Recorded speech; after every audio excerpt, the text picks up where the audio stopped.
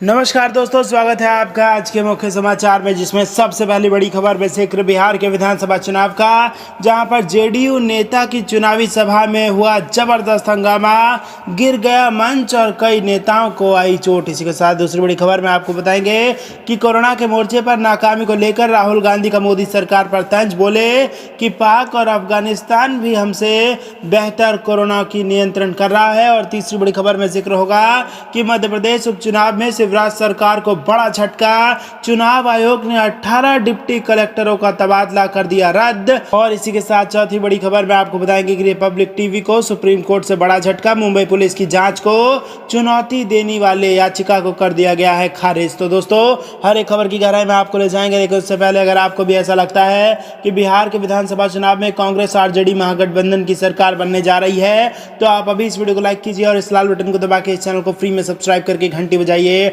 और कमेंट में लिखिए जय हिंद। दोस्तों, रुक करते हैं पहली बड़ी खबर की तरफ। जेडीयू नेता चंद्रिका राय की चुनावी सभा में गिरा मंच, कई नेताओं को आई चोटें। जी हां दोस्तों, आपको बता दें कि बिहार विधानसभा चुनाव के मद्देनजर राज्य में सभी पार्टियां चुनाव प्रचार में जोर शोर से जुट गई हैं। इस बीच सोनपुर से जेडीयू नेता और तेज प्रताप यादव के ससुर चंद्रिका राय चुनावी सभा करने पहुंचे और मंच पर मौजूद कई नेता स्वागत करने के लिए जैसे ही माला पहनाने पहुंचे, तभी मंच टूटकर गिर गया। इस दौरान कई नेता घायल हो गए। घटना के दौरान चंद्रिका राय भी मंच पर ही थे और मंच गिरने के साथ वो भी नीचे आ गिरे। बता दें कि सोनपुर की परसा विधानसभा क्षेत्र से चंद्रिका राय जेडीयू प्रत्याशी के रूप में चुनाव लड़ रहे हैं। नामांकन के दौरान बड़ी संख्या में उनके समर्थक मौजूद थे। तो दोस्तों, रुक करते हैं अगली बड़ी खबर की तरफ। कोरोना के मोर्चे पर नाकामी को लेकर राहुल गांधी का मोदी सरकार पर तंज, बोला पाक और अफगानिस्तान भी हमसे बेहतर है। जी हाँ दोस्तों, आपको बता दें कि राहुल गांधी ने ट्वीट करके भाजपा को घेरा है।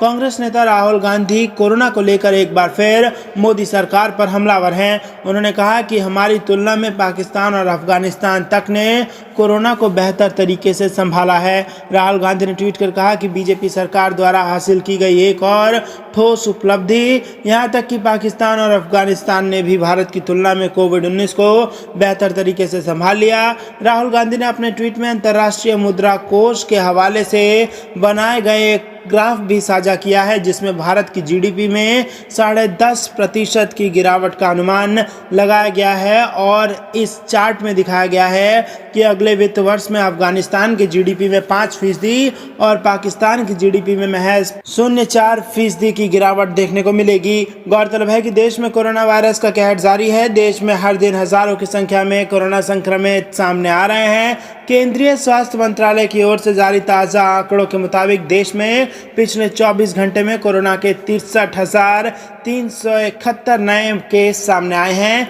और 895 लोगों की यहां पर जानें भी गई हैं। दोस्तों, रुक करते हैं अगली बड़ी खबर की तरफ। मध्य प्रदेश उपचुनाव में शिवराज सरकार को बड़ा झटका, चुनाव आयोग ने 18 डिप्टी कलेक्टर का तबादला रद्द करने के लिए कह दिया। जी हाँ दोस्तों, चुनाव आयोग ने मध्य प्रदेश की शिवराज सिंह चौहान सरकार को झटका देते हुए आचार संहिता के दौरान किए गए 18 ज्वाइंट और डिप्टी कलेक्टर के तबादला रद्द करने का निर्देश दिया है। आयोग ने तत्काल प्रभाव से इस कार्रवाई करने के लिए मध्य प्रदेश सरकार को कहा है। और दरअसल बीते 8 अक्टूबर को मध्य प्रदेश सरकार ने उपचुनाव वाले जिले में तैनात कुल 18 ज्वाइंट और डिप्टी कलेक्टर का तबादला कर दिया था। सरकार ने बगैर प्रदेश के मुख्य निर्वाचन अधिकारी से परामर्श किए ही ट्रांसफर कर दिया था। मामला संज्ञान में आने के बाद चुनाव आयोग ने राज्य सरकार को तत्काल प्रभाव से तबादला रद्द करने के निर्देश दे दिए हैं। चुनाव आयोग ने कहा कि आदर्श आचार संहिता के दौरान बगैर राज्य के मुख्य निर्वाचन अधिकारी के परामर्श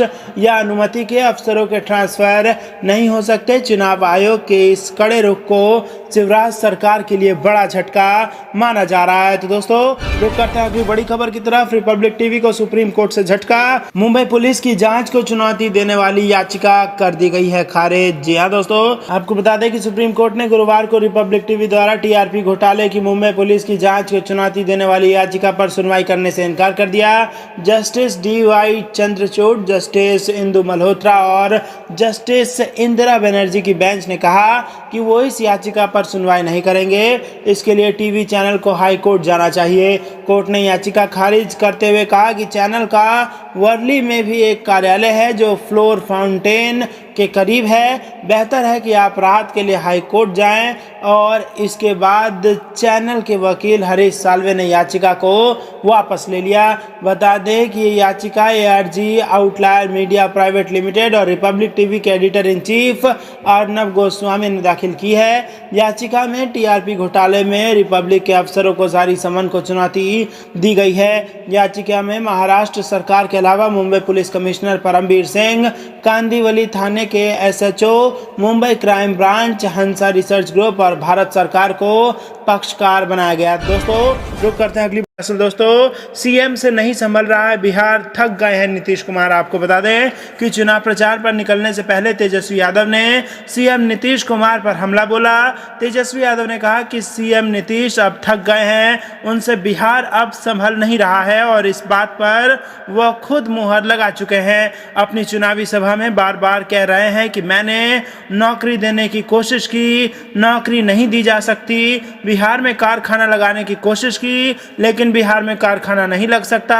कभी कहते हैं कि बिहार में समुद्र नहीं है, यहाँ की जमीन खेती वाली है, इसीलिए उद्योग नहीं लग सकता। नीतीश कुमार ने हाथ खड़े कर लिए हैं। इसी के साथ दोस्तों आपको बता दें कि तेजस्वी यादव ने कहा कि उनको मौका मिला तो वो बिहार के युवाओं को रोजगार देंगे, बिहार में उद्योग धंधे लगाएंगे। उनको बिहार का विकास करना है, उनको बहाना नहीं बनाना है। तेजस्वी ने कहा कि मैंने पहले ही कहा था कि मौका मिला तो बिहार के 10 लाख युवाओं को रोजगार दूंगा। नीतीश के शासन में बिहार में 60 घोटाला हुआ है और बिहार में किसी भी सरकारी कार्यालय और थाना में बिना पैसे के काम नहीं होता है। 15 साल के अंदर बिहार में गरीबी को खत्म नहीं किया गया।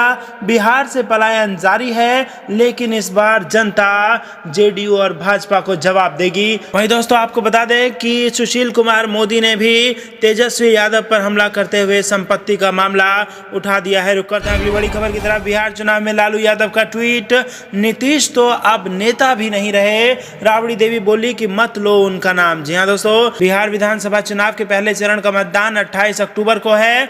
जाहिर है गुलाबी ठंड का एहसास के बीच सूबे का सियासी पारा चढ़ता जा रहा है और वार पलटवार का सिलसिला भी जारी है। इसी क्रम में आरजेडी चीफ लालू प्रसाद यादव ने एक बार फिर सीएम नीतीश कुमार पर हमला बोला है। उन्होंने आधिकारिक ट्विटर हैंडल से किए गए एक ट्वीट में सीएम नीतीश की नीयत पर सवाल खड़ा करते हुए धोखा देने का आरोप लगाया है। इसके साथ ही यह भी कहा गया है कि अब वो नेता नहीं लगते हैं। लालू यादव ने ट्वीट में लिखा कि कुर्सी की लालच में नीतीश कुमार ने बिहार को गर्त में पहुंचा दिया है। साल 2010 के चुनाव में बहुमत प्राप्त करने के बाद सहयोगी दल के साथ विश्वासघात किया। 2015 में हमारे दम पर जीतने के बाद पीठ में छुरा घोंपा। नीतीश की कोई नीति, नियम और नियत नहीं है, अब तो ये नेता भी नहीं रहा। लालू यादव की पत्नी और बिहार की पूर्व मुख्यमंत्री राबड़ी देवी ने नीतीश सरकार में बढ़ते अपराध को लेकर हमला बोला। पूर्व मुख्यमंत्री ने अपने ट्वीट में लिखा कि नाम मत लो उनका।